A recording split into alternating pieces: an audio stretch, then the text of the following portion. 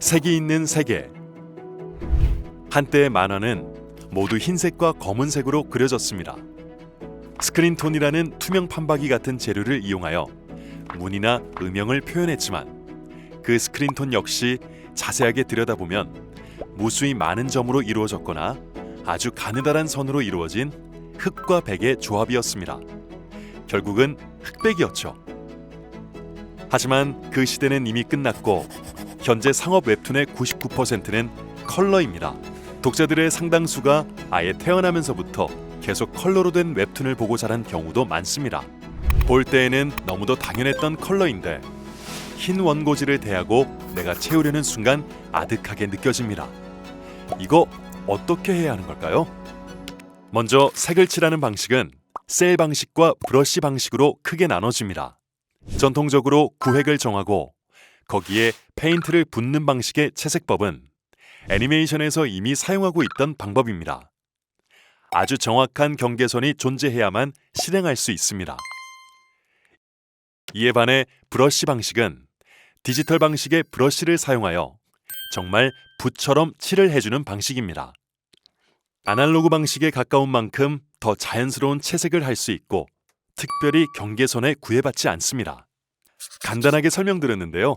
그럼 시작해볼까요? 밑색이란 명암을 전혀 고려하지 않고 전체적으로 색을 구획별로 부어놓는 단계를 뜻합니다. 입체감을 살릴 필요도 없고 질감이나 광택을 신경 쓸 필요 없기 때문에 셀 채색 기법을 많이 사용합니다. 다만 세 가지만 신경 써주세요. 첫째, 인물의 캐릭터 설정에서 지정했던 피부와 의상의 팔레트를 저장하고 준수합니다. 두 번째, 피부와 옷, 소품, 배경 부분이 뒤섞이지 않도록 정확하게 칠해주세요. 세 번째, 전체적인 화면의 무드에 맞게 배색을 해주세요. 밝은 이야기인지 무서운 이야기인지에 따라 채도와 명도가 확 달라집니다. 둘 다 장단점이 있긴 한데 기본적으로는 셀 채색이 기본이 된다는 점을 인지를 하고 작업을 하는 게 좋습니다. 원래 셀 채색이라는 것은 작업량이 많은 애니메이션에서 효과적으로 업무를 처리하기 위해서 만들어진 건데요. 이 테크닉의 요지는 최소한의 노동으로 입체감을 만들어낸다이기 때문에 두 가지 기법 중 어느 쪽을 사용하든 이 셀 채색의 음영 라인에 대해서 지식과 감각이 필요합니다. 다양한 콘텐츠를 학습해야만 합니다. 만화에서 컬러감에 만화에서만 찾기에는 폭이 매우 좁습니다. 작업자들은 영화나 드라마, 고전 또는 현대미술, 뮤직비디오, 하물며 상품 패키지까지 눈에 보이는 모든 것을 레퍼런스로 삼을 수 있어야 합니다. 특정 색들이 매치됐을 때 발현되는 효과가 색상, 채도, 명도 중에 어떤 요소 때문에 생기는 현상인지 파악하고 그림에 적용시켜보는 훈련이 우선이 된다면 변화하는 트렌드에 발빠르게 맞출 수 있는 기본기가 완성될 겁니다. 검정과 채도가 높은 컬러입니다. 두 가지 다 존재감이 굉장히 강한 컬러이기 때문에 채색을 이제 막 접해본 작업자들이 이미지의 밀도를 위해서 사용하는 경우가 많습니다. 하지만 특정 색이 존재감을 내뿜고 다른 색들의 영향을 잡아먹는다면 그건 좋은 배색이라고 말할 수 없습니다. 나쁜 색이라는 건 존재하지 않지만 나쁜 조합이라는 것은 존재를 하기 때문에 아직 컬러에 대한 감각이 충분히 키워져 있지 않으시다면 존재감이 너무 강한 컬러들은 기피하시는 게 좋습니다. 이 다음에는 명암입니다. 2D인 그림이 3D로 보이게 만든다는 목적으로부터 본다면 배경 단계에서 연구했던 원근, 투시와 비슷한 기능을 합니다. 진짜처럼 보이게 하는 게 목표예요. 명은 빛, 암은 그림자죠. 그림자가 존재할 수 있는 이유는 빛입니다. 빛이 없는 상태에서는 아예 명암이 존재할 수가 없어요. 가장 밝은 곳과 가장 어두운 곳을 이해하고 그 다음에 그 중간 단계를 알아야 제대로 된 명암을 표현할 수 있습니다. 빛의 세기와 위치 외에 그림자에 영향을 끼치는 요소는 입체 자체의 크기와 각도입니다. 인물에 관련해서는 눈 부위 안화, 코 근처, 입, 턱과 신체 근육에 따라 나타나고 인물이 걸친 의상에서는 의상을 이루는 섬유의 특성과 두께에 따라 주름의 음영이 첨가됩니다. 1차 명암 단계에서는 바로 암, 그림자가 어디에 존재해야 하는지 개념만으로 접근합니다. 차 명암 단계에서는 1차에 지정했던 그림자의 농도가 디테일하게 달라집니다. 더 깊은 파임이나 더 가느다랗고 세밀한 그림자들을 표현합니다. 마지막으로는 빛나는 부분을 표현해 주세요. 바로 하이라이트입니다. 보통 안광이라고 하는 눈동자 속의 빛, 머리카락의 윤기, 매끄러워서 반사가 일어나는 물체 혹은 의상의 표면에 필요합니다. 무조건 1차 명암이 중요합니다. 사실은 2차 명암은 보조적인 역할은 하지만 필수적이지 않고 대부분의 이미지들은 1차 명암만으로 충분히 입체를 설명할 수 있습니다.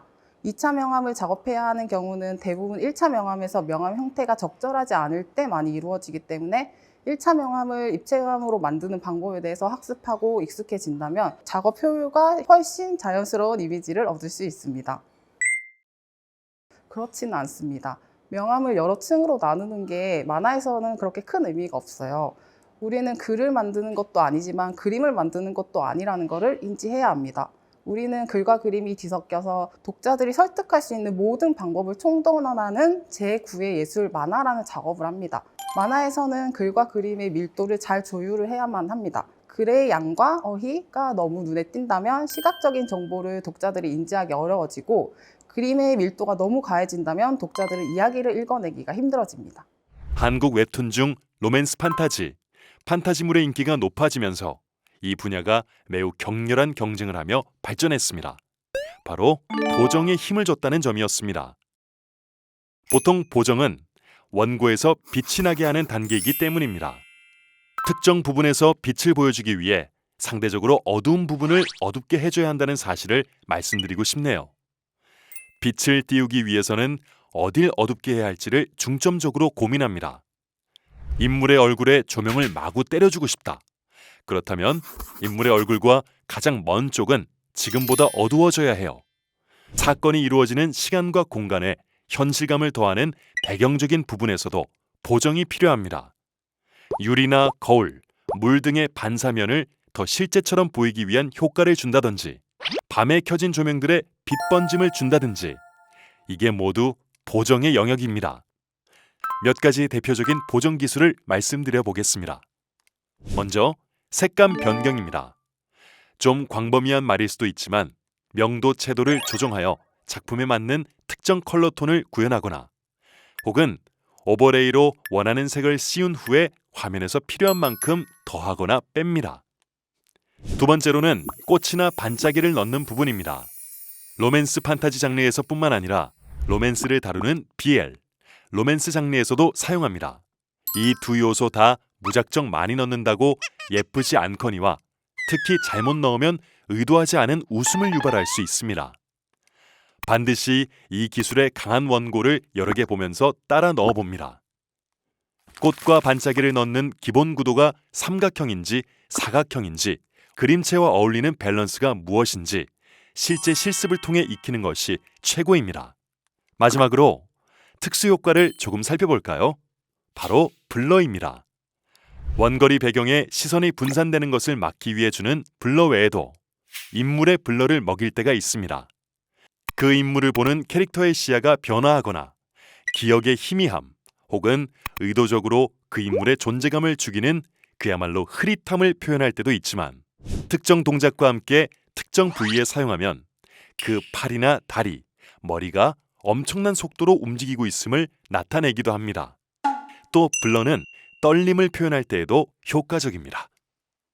이런 보정은 거리감을 과장하는 원근 데포르메나 속도선과 함께 사용할 때가 많습니다.